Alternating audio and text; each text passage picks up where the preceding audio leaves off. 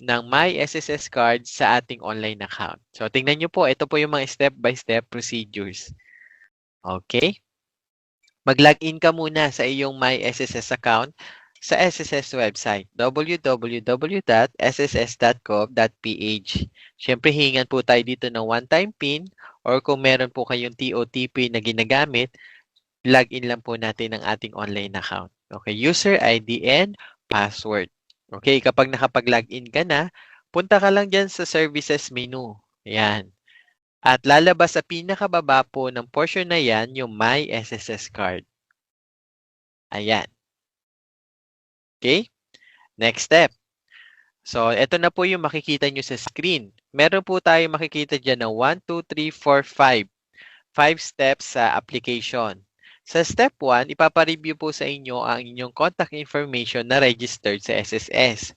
Kung kinakailangan i-update ang inyong mailing address, mobile number, o email, may makikita po kayo dito na update na icon na pwede nyong gamitin para mapalitan po yung mailing address, mobile number, at email address. Subalit kung ang papalitan po ay home address, kakailanganin nyo po magpunta sa SSS at magpasa ng SSS Form E4 para ma-update po ang ating home address. Okay?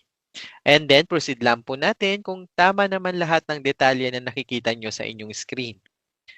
Step number 2. Doon na po tayo sa Data Sharing Consent for National ID E-Verify Authentication and Use of Photo. So, basahin lang po natin yung Data Sharing Consent for National ID E-Verify Authentication at yung paggamit po ng ating larawan dito po sa ating application. Okay? So, pindutin nyo lang po yan at lalabas po yan sa inyong browser. Sa dialog box, lalabas po. I-allow nyo lang po yung paggamit ng camera para magpatuloy.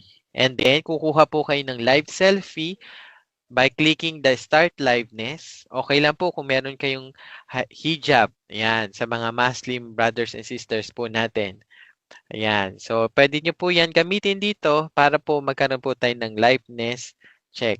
Ayan, take a live selfie. So, hold still, katulad po niyan, lalabas ito sa inyong screen. At kapag okay na, magme-message po ng ganito, liveness complete. At kailangan po may matanggap po kayong ganitong message sa inyong screen. Ayan, success message na yung liveness verification ay tagumpay o successful. Okay. So, proceed lang po natin kapag tapos na po tayo makapag-selfie. Doon na po tayo sa step number 3. Pipili po kayo ng PFI o partner bank na magre-release ng inyong My SSS card. Subalit sa kasalukuyan po, ang available pa lamang po dito ay ang RCBC Discardtech. So, isang option pa lang po and soon madadagdagan po yan. Ayan, papakita po sa inyo yung sample ng inyong My SSS card. At ganun din po yung back portion ng inyong My SSS card. Tingnan nyo po, mapapansin nyo, parang ATM talaga siya. Oo, ATM talaga naman ito. Nandyan po yung ating EMB chip. At sa likod po, nandun yung ating account number, yung validity date, yung CVV na tinatawag, at nandyan din po yung ating specimen signature. Okay. So, confirm lang po natin dyan sa baba. At makikita nyo po yung confirmation message sa screen. Once your My SSS card account with RCBC is successfully opened, it will be automatically designated as your disbursement account. All future payments you are entitled to, such as loan proceeds, benefit payments, including any current pension and refunds, will be directed, credited, or transferred to this account. If you wish to transfer to a different bank, PFI, you must first terminate your My SSS card account with RCBC before enrolling a new bank or PFI or selecting an already enrolled account in DAEM. So, binasa ko lang po yung mensahe na nakasulat dito sa confirmation message. Okay, kung okay na po sa inyo to, pindutin lang po natin ang proceed. Okay. At step number 4, magpapakita po ulit si SSS ng data sharing consent and undertaking. So, maaari nyo po itong basahin. Kailangan mag-provide po tayo ng consent para sa sharing ng ating data dun sa ating napiling bangko. Okay, doon sa may baba po, may tatlo po diyang checkbox. Pindutin lang po natin ito. Yan. At confirm and submit. So, dapat ganito po yung makikita na inyong application sa online. Yung tatlong box po ay may check na. At kapag na-confirm and submit na po natin yan, eto po, meron na po kayong resibo ng inyong application. Ipapakita po ang inyong transaction number at meron po ditong link para sa pag-open ng inyong account sa RCBC. Or kung wala pa, pwede po natin gamitin yung ating mobile app ng RCBC.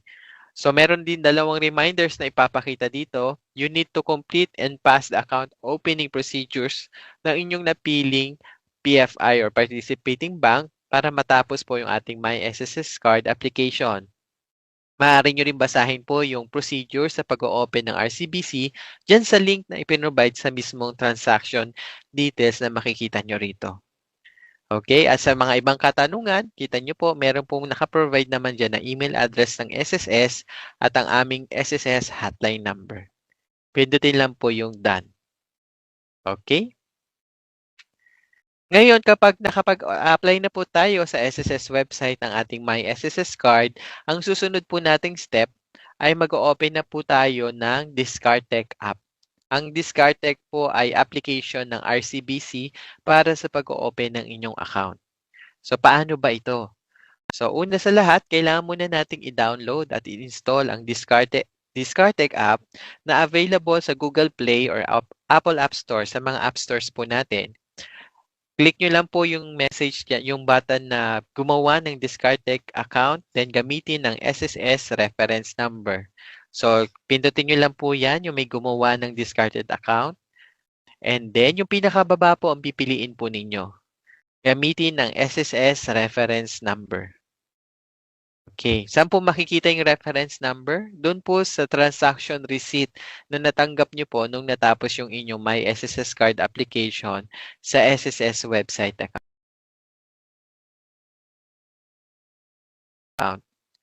Okay. So, ikaw ba ay isang Pilipino? Piliin nyo lang po dito. At ilagay po ang inyong mobile number. Amin po binibigyan payo ang lahat na kung ano po ang mobile number na nakarehistro sa SSS, yun din dapat ang ilagay po natin dito. Maghanda rin po kayo ng ID para i-scan at i-upload dito sa inyong application. Ayan, i-verify lang po ang mobile number at lalabas po maipapadala po sa inyo na OTP or one-time PIN sa inyong cellphone number na inilagay dito. I-type lang po yung 6-digit OTP. Ayan. At pagkatapos nun, tayo po ay magpapakita ng mukha para sa selfie natin at yung ating kopya ng valid ID. Yan na. And then, dadaan na po tayo sa account verification procedures. Ilalagay nyo na po ang inyong personal details, home address, kung kayo ba ay politically exposed persons or PEP, employment details, additional details ng inyong account, at ang 4-digit passcode. So, sundan nyo lang po ito, yung mga personal details po ninyo sa pag-o-open ng account. Okay. And then, pipiliin nyo na po yung branch kung saan po ninyo ipipick up yung inyong My SSS card. Tama po, sa kasalukuyan po ang My SSS card ay ipipick up po natin or kukunin natin sa sa RCBC branch na napili natin dito sa application. So, pindutin nyo lang po yung avail na this. Okay, at piliin yung lugar kung saan mapipick up ang inyong My SSS card. Okay. Maintain at least 200 pesos sa inyong account to pay the card fee. You may deposit funds or transfer money online from any bank or e-wallet. Kung may laman naman po itong inyong Discartech app, automatically ibabawas na po ito sa inyong Discartech app. Ayan. And then, lalagay po yung OTP. At ayan po, makakapagbayad na po tayo dito ng 200 para sa card fee. Okay. Paano naman po ang status ng application? Makikita nyo rin dito sa Discartech app kung ano na po ang status ng inyong My SSS card. So, katulad po nito, nakikita sa screen ng kanyang mobile app, preparing na ang inyong card. Kung sakali man na available na ito, lalabas po yung ganyang message sa inyong screen na ready na for pick up ang inyong card sa RCBC branch na inyong napili. Yan. Pagkatapos, pag nakuha na po ninyo ang inyong My SSS card na pick up na po sa RCBC branch, ano pong susunod na gagawin? Ang susunod po natin gagawin ay i-activate na po ito. Parang regular ATM po kasi siya. So, i-activate nyo na po yung inyong My SSS card at maglalagay na po kayo ng PIN. PIN. Okay. Okay. Yan. Sabi po dito sa 5-step na pag-activate ng card, pumunta sa RCBC, ay ilagay po ang default PIN na ibinigay po sa inyo ng RCBC at piliin ang PIN change para mapalitan na po yung inyong PIN na ilalagay dun sa ating My SSS card. Ilagay po ang bagong 6-digit PIN at i-confirm. Once na nagawa nyo na po to, congratulations, yung My SSS card po ninyo ay activated na as ATM card. Okay.